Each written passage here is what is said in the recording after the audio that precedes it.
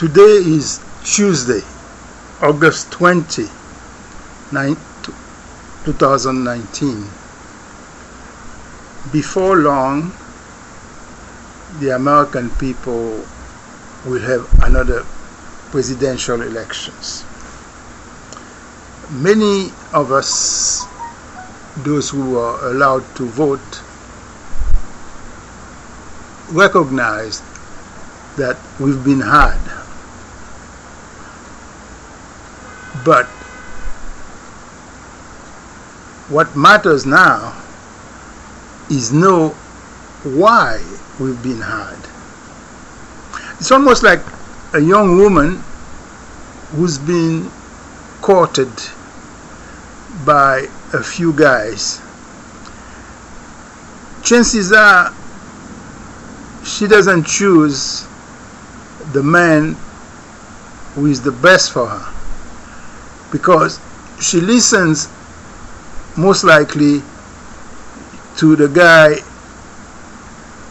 who knows how to speak, who knows how to bamboozle her. In Creole, in Haitian Creole, they would say, li pran en trois rois. Now,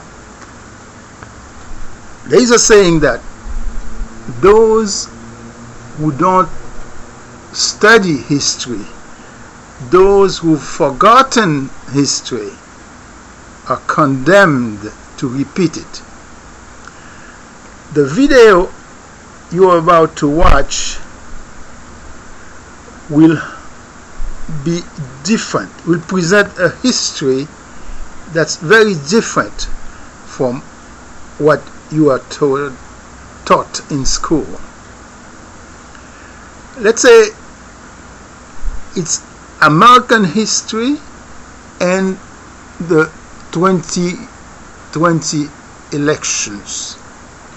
It will start from the President Franklin Delano Roosevelt, FDR, who had 4 mandates.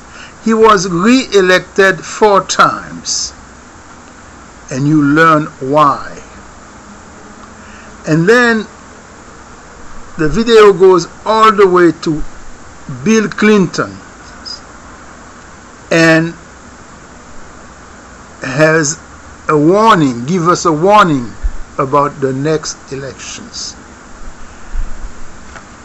I'm not going to reveal what's in the video, that would be spoiling it, but I think it's fair to say it shows the Democrats when the Democrats were not Republicans, to a time when the Democrats became Republican light, a light version of Republicans. Ok, qui me dit 2 mots en créole qu'on y a? Eh bien, son vidéo qui a préparé nous pour l'élection, parce que il y a des gens qui disent que élection 2016, élection présidentielle 2016 là, eh bien, il y a un pile dans nous qui prend en 3 rois. Presque tout le monde, si ce n'est pas tout le monde, est convaincu que c'est Hillary Clinton qui est président. Bon, nous connaissons comment elle a passé. Naturellement, on est capable de dire que le système américain, ce n'est pas un monde qui a plus voix, qui a plus votes là, qui a élu, parce que ça a eu les collèges électoraux, electoral college, sont question de qui État. On a 51 États aux États-Unis, et que n'est qui président qu'on y a, c'est pas lui qui a plus votes. Mais système là, les règles du jeu, c'est que c'est pas monde qui a plus votes là, c'est monde qui a certains États qui a plus votes dans le collège électoral. Ok, bon, alors je ne vais pas gâcher là pour nous, je ne vais pas dire nous qui sa vidéo a dit. Simplement, permettez-moi s'y aller que son histoire qui est différente de l'histoire que nous apprenons à l'école aux États-Unis en tout cas. Il commençait depuis le président Franklin Delano Roosevelt, que le FDR, qui a fait 4 mandats. Hein? Ça veut dire qu'il aurait élu 3 fois. Imaginez-vous. Bon, la constitution va pas permettre ça, mais 4 fois, nèg la devine président. Hein? Et mais c'est une époque, quand on a dit que démocrates, qu'on a essentiellement deux grands partis aux États-Unis, démocrates et républicains, démocrates pas républicains. Ils étaient démocrates. Mais quand il y a ça, on vient ça en anglais, démocrate light. Ça veut dire que on sort de un café pour tout le monde. Café pour grand monde un petit genre fort mais pour petit on nous mettait de l'eau dans le café là donc café avait un petit genre moins bon moins fort et bien son imitation de café lié et bien démocrate était venu tourner une sorte de imitation de républicain. Bon, je crois que le moment est arrivé pour vous laisser entendre la vidéo. C'est une histoire politique des États-Unis sous un angle très économique d'ailleurs, et puis je ne veux pas gâcher le plaisir en vous révélant ce que dit la vidéo. Alors, commencez, j'espère que vous aurez un plaisir à la visionner. Ok. Today's program takes into account the fact that Americans are beginning to look into the election, the big one for president coming up next year, 2020. And because it's becoming an issue and will, of course, become more of an issue as the months roll on, I thought it would be a good time to stop and take a look at the broader historical picture of American politics right up to the present. So I call today's program American History and the 2020 Election. If you're interested in this argument that I'm going to be presenting over the next little while during this program, I should also mention to you that a written version was published on the electronic magazine Counterpunch, which you can find at counterpunch.org, dated June 3rd, 2019. Of course, if I'm talking about the American working class, I don't mean to suggest that everybody who's in that working class, roughly 150 million Americans, our fellow citizens, agree on everything or act in the same way. There are important divisions of the working class: men and women, whites and blacks, skilled and unskilled, more educated, less educated, regional, South is different from the West, and so on. But there were things over the last 75 to 100 years that brought all working people, and by working people I mean what the government calls non-supervisory employees, the workers who do the work that makes this country work and function, producing and distributing goods and services, roughly 150 million non-supervisory workers. And they are important, not just because they make everything go around and produce the goods and services without which we couldn't live, but they were also very important because the system, capitalism, in which a relatively small minority of people, owners, CEOs, the people at the top, boards of directors, all of that, that's a very small part of our society. And they couldn't run it the way they do, have the power, have the wealth, have the income, if the mass of people, the vast majority, the non-supervisory working class, if that didn't allow this to continue, it wouldn't. So it has always been necessary for those at the top to find allies in the working class to survive, let alone to have the system work. And that's what we're going to be sketching. So our story starts, back in the 1930s in the Great Depression. It starts there because capitalism crashed big time. In 1929, suddenly, an economy that had been booming along basically since the Civil War, growing richer, faster than even its old parent, Britain, could do, as fast or faster than the only other quickly growing country at the time, Germany, could do. It was a success story of exploding wealth. We killed off enough of the Native Americans in this country to allow an immense expansion of the immigrants from Europe across this country.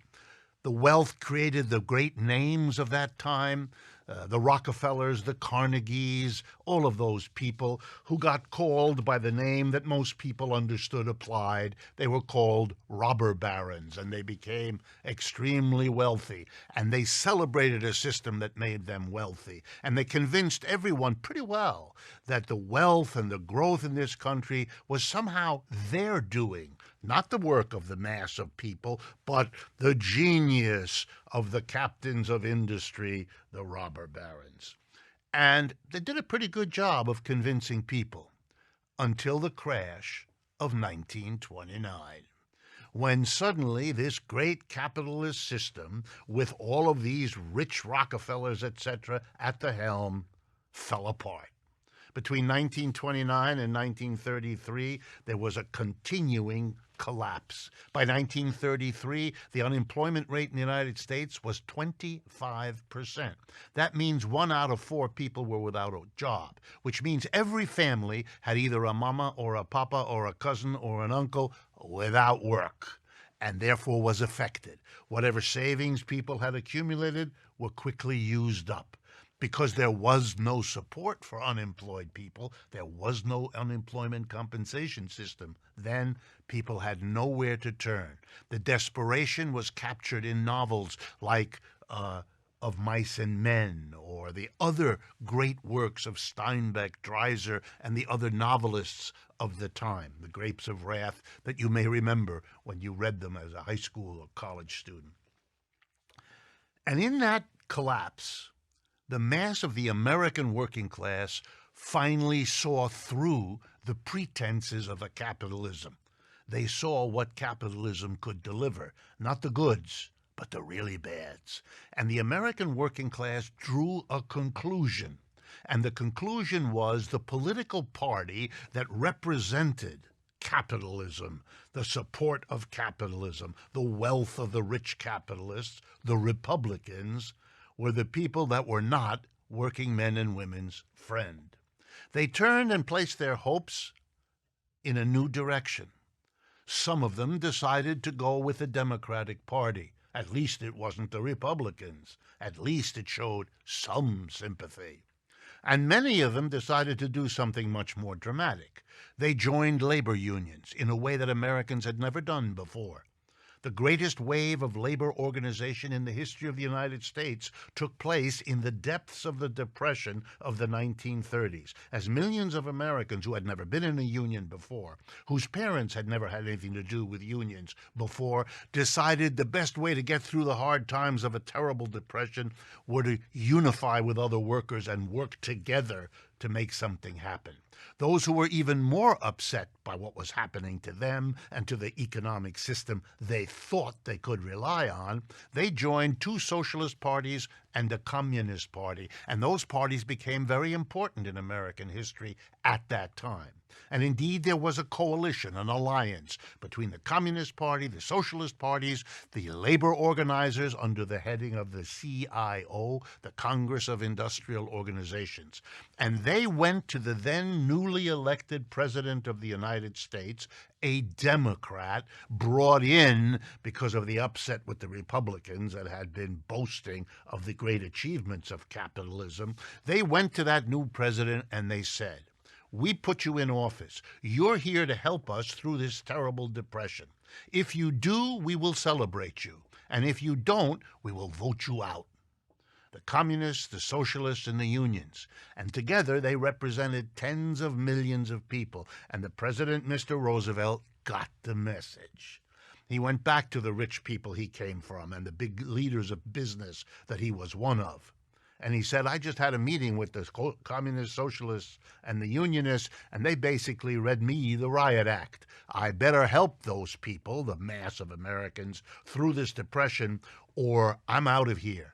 And gentlemen," he said, looking at them, there were very few ladies present in that room, he said, "I advise you to go with me in this effort, because if you don't, these people are very angry. They're already talking, particularly those socialists and communists, about a revolution here. You know, like the one they had in Russia just a few years ago, back in 1917, which wasn't that long ago when you're talking in the early 30s. So He finished his conversation, Mr. Roosevelt did, to the rich people. He said the government has no money. With millions of people unemployed, businesses falling apart, nobody's paying taxes. The government can't help these people. The only way to help these people is to get money, and the only people who have money are you corporate leader, you wealthy billionaire, etc.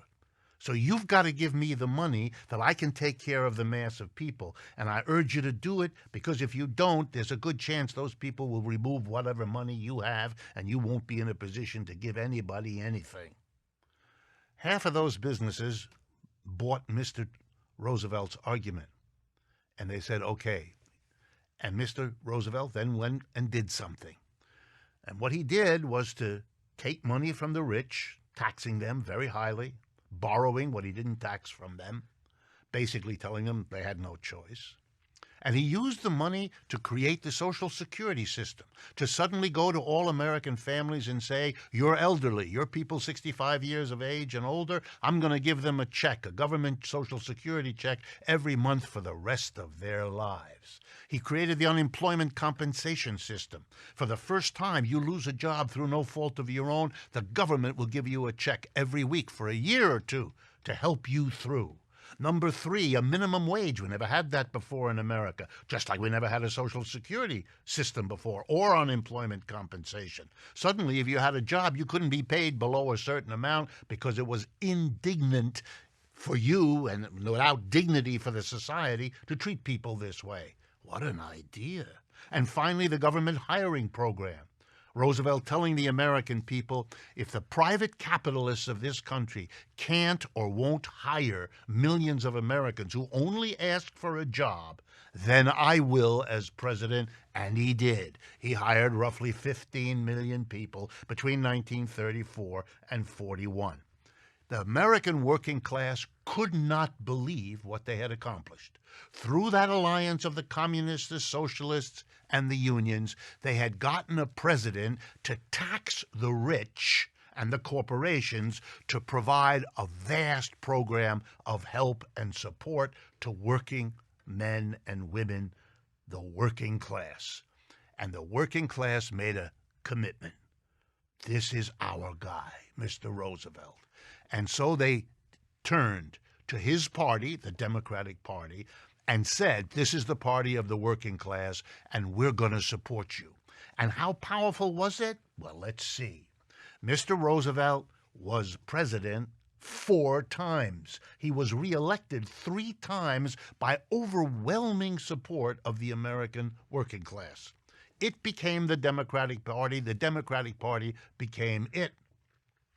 It's an extraordinary story, and it's where the politics of this country were shaped in a profound way. The role of the Democratic Party and of Roosevelt was simple.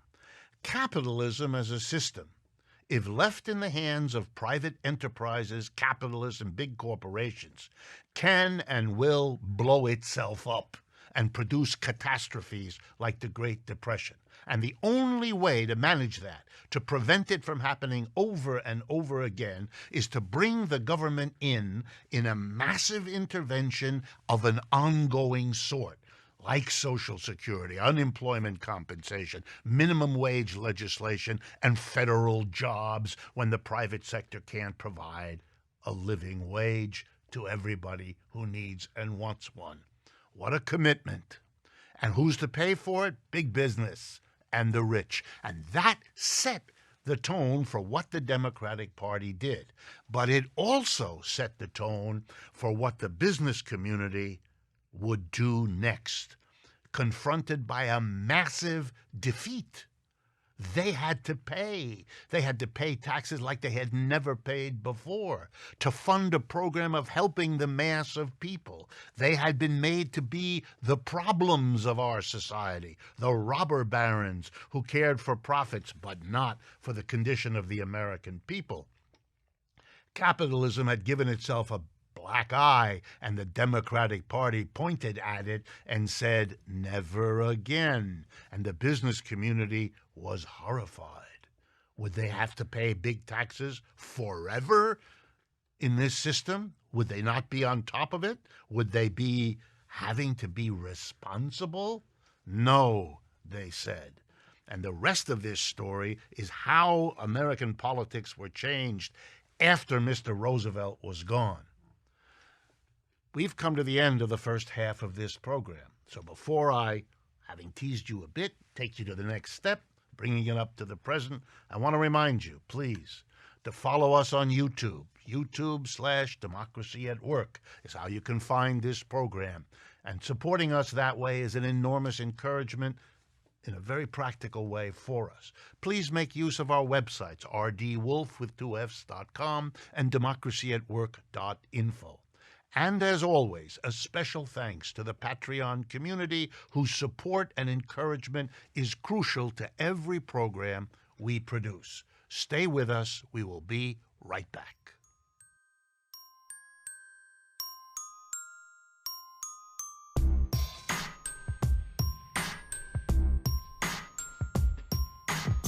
Welcome back, friends, to the second half of today's economic update.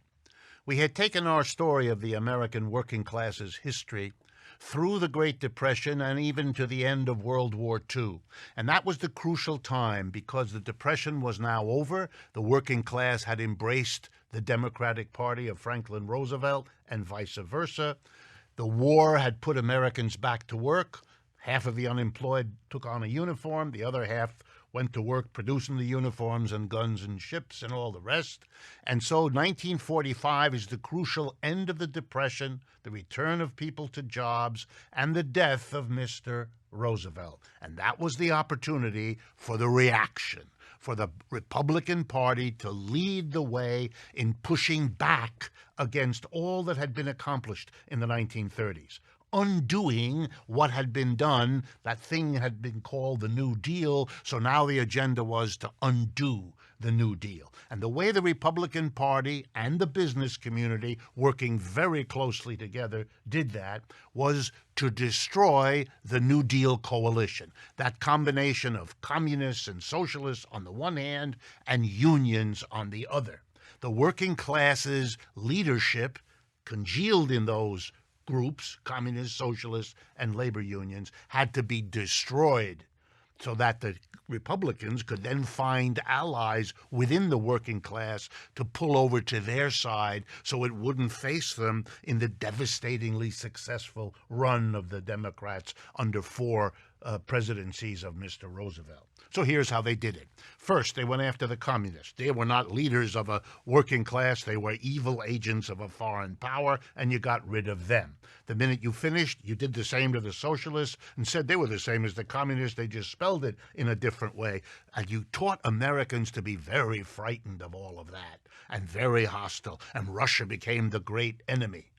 This is step one, break the coalition. Step two, you hobble the labor movement. The Taft-Hartley Act of 1946, a law which said anything that a trade union won at a workplace had to be given to everybody who worked there, whether or not they were members of the union, whether or not they had gone out on strike when the union called them to do that, whether or not they paid dues to the union, which gave everybody an incentive to be a free rider, to get the benefits of labor without being part of the union movement. And that marks the beginning of the downhill run of the labor movement, which was eviscerated in this way.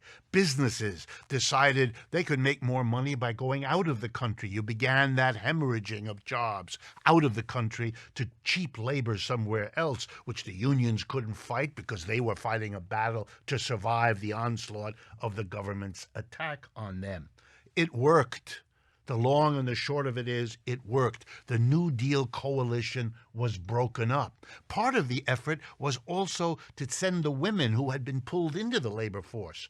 During World War II, when the men went off to fight, women, Rosie the Riveter, became workers everywhere in America. Now, after the war, the Republicans led the charge. Women must go back in the household. A woman wasn't a hero if she was doing the work that the men used to do and doing her part for the war effort. No, no, no. She became a person who ought to be at home, who ought to be taking care of children. The whole women's liberation movement is born out of women being pushed back to a subordinate household role that was not valued, and yet they were told they were to do it. Black people who had begun to emerge from the Jim Crow segregations of the past into the modern American working class alongside white people. They were pushed back and made bad in various ways. White workers were told they really are different from black workers, the opposite of the message of the 1930s in many cases. You built up the divisions within the working class to break them apart, to stop them from being unified, that capitalism was their problem and that the Democratic Party would be the party that would save them from what capitalists would otherwise be prepared to do to them again. And it worked in large part. The working class, the labor movement, the communists, so fell apart. Women and men started playing the old roles again, not the new ones. Segregation and race hostilities were revved up again, where they hadn't survived so well before. And so the working class fractured, and the Republicans were able to make real gains, to be the champion of white against black, to be the champion of the male worker on the job, less the women. You could see the whole modern identity politics being born in this onslaught to undo the New Deal. And what did the Democratic Party do? Did it go to their roots and say, no, we're going to be the united working class? No. They didn't know how to fight this battle. They, too, were hobbled. They didn't rely on their left wing because those were tarred with the brush of communism and socialism. So they fell for that kind of splitting, and they split. So a new generation of Democrats, led by people like Bill Clinton, emerged, who said, okay, if we can't hold on to the working class, maybe we can keep our party going by appealing to the capitalists. The party not of Franklin Roosevelt, but the party of the other side. If the Republicans split the working class and hurt us, we'll split the capitalist class and pull over a bunch of them to support us. And what you have is the result. Two political parties, both of whom begging for money from the rich and the powerful and the capitalists, and each of them with a hand on part of the working class. The Republicans more and more white and male, and the Democrats more and more female, non-white, minority, the modern picture that we're used to. But both parties unwilling and unable to challenge capitalism because they depend on the same funders. They depend on the same support from that part. They could not maintain their oppositional position that they had developed in the 30s. And the man who comes to power and puts it all together, Ronald Reagan, he takes the step to finish the job. So he begins his presidency by throwing the air traffic controllers out of their jobs, showing that he is going to crunch down on what remains of the labor movement. And he is going to celebrate globalization. Of course we'll help American companies that want to go abroad. Of course we'll help American companies that want to use this new invention of the computer to get rid of millions of jobs, throwing people into the chaos of unemployment and hunting for a new job. The power of the business community rebuilt as it was before the Great Depression. And the American working class split. And Mr. Reagan gets enough of particularly what? White male workers to pull enough away from the Democratic Party to get power. And Mr. Clinton, who comes afterwards, he has given up. He supports the same capitalists. He supports globalization. He supports all of it. His only claim to the mass of the working class is, look, you should vote for me, not Mr. Reagan, because I'll soften it. I mean, I'll do the same stuff he does, but I won't do it so harshly. I won't do it so quickly. Yeah, you'll lose your job through a computer, but I'll give you some help along the way so it won't be as bad as those Republicans will let it be. The Democrats become Republican light, and that's not a winning strategy. Not at all, because the white working class, the men and the white men who supported mostly the Republicans because the Republicans went after them, they are getting upset, as are the women and the blacks and the others, because across all this period, whether it's Reagan or it's Clinton, whether it's the old Republicans or the underlying reality is both of those parties are letting capitalism do what it does. Replace people with machines, move jobs abroad, build up the profits, and neglect the conditions of the mass of people. And people get angry. It takes a while. It takes decades. But across the 80s and 90s and the first decade of this century, all of these processes are at work until finally the working class is angry enough to say, we don't care whether it's the Reagan Republicans or the Clinton Democrats. This is all the same. We want something different. There is a memory, an echo, a historical trace of what they remember, even if it was their parents told them about it back in the 1930s. And they want something different. For a while, you can begin to see it as each candidate for president says to the audience as he begins his effort, I'm not like every other politician. Oh, I wonder why you're saying that. I'm something new and different, because that's what people wanted to hear. And then along comes a character, a narcissist, a baby, a boaster, a bully, Mr. Trump. And he says, I'm different from all the Republicans. And he looks it and he acts it and he speaks it.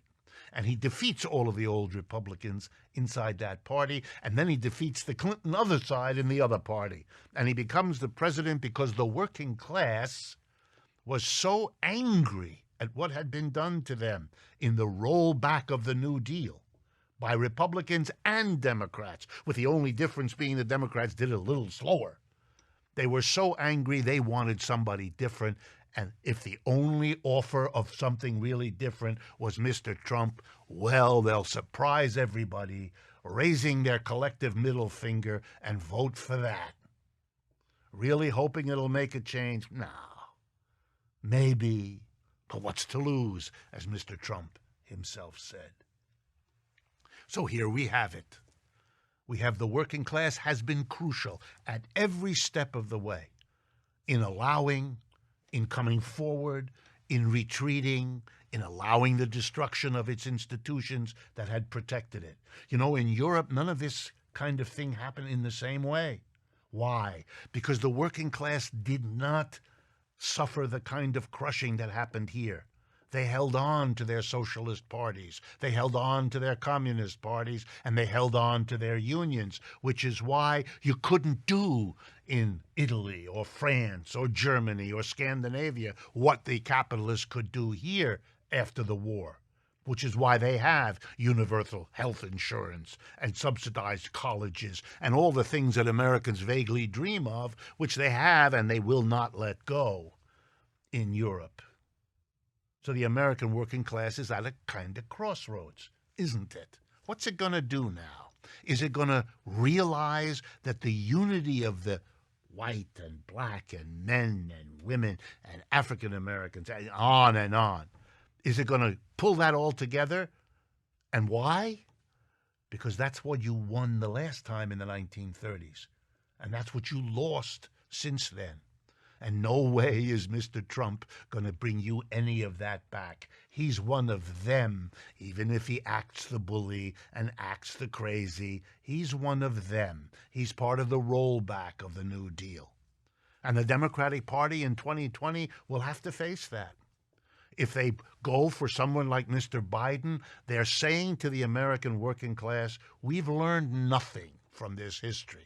We're going to give you more of what you've shown us you will reject.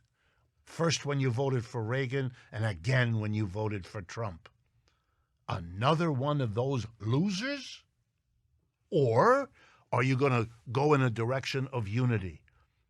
Unity of a working class across all these divisions, with someone more like Mr. Sanders or more like others. It doesn't have to be him, and it doesn't even have to be any of the declared people now. It has to be something new and different in terms of the recent history, but something old that we've learned from in terms of what the Democratic Party was in the 1930s. What it was, it can be again.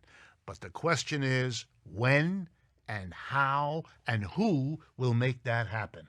And this election coming up in 2020 is a first step in figuring out whether the Democratic Party can rise to this situation, and if it can't, whether new and different parties will have to emerge that do learn the lesson of the history of the American working class and its relationship to politics, and therefore can make a difference and surprise everybody from the left the way Mr. Trump's victory surprised everyone from the right.